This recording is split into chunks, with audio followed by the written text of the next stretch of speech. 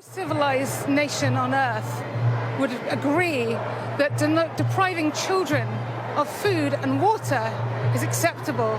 I'm here because I'm a human being, and anyone with a conscience believes that a civilian population should never be punished in this way. It's collective punishment, it's a war crime.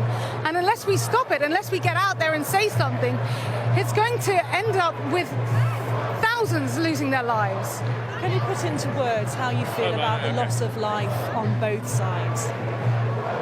Every life is precious. But the root of this violence is the occupation. It's not complicated. It's a settler colonial state imposing apartheid and oppression on an indigenous people. And that's wrong everywhere, for anybody. And it has to be true that all the Palestinians want is freedom. And we must support that in equal rights. And I stand up here, I'm so pleased to see so many of my brothers and sisters with big hearts who know the truth. And the Western media has a duty now to tell the truth about what's happening, because I am seeing the worst horrors I could ever have imagined.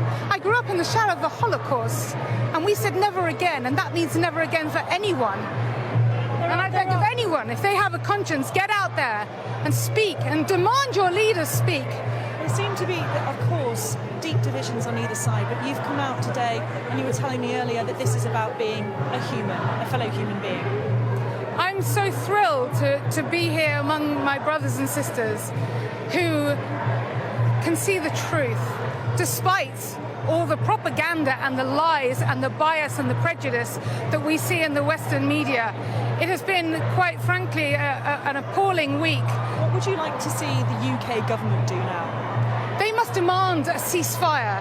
They must demand that Israel stop bombing children and stop burying them under rubble. They must demand a humanitarian corridor so aid and medical supplies can get in. They must demand they have electricity. They must demand that there is food and water. This is an emergency now, a crisis, and people must rise to it. Thank you so much for your time, Katie. Thank you. So you heard there strong words from Katie. That's echoed across most of the people that we've spoken here today. There is a real sense that people want the UK government to step in, to really come out strong.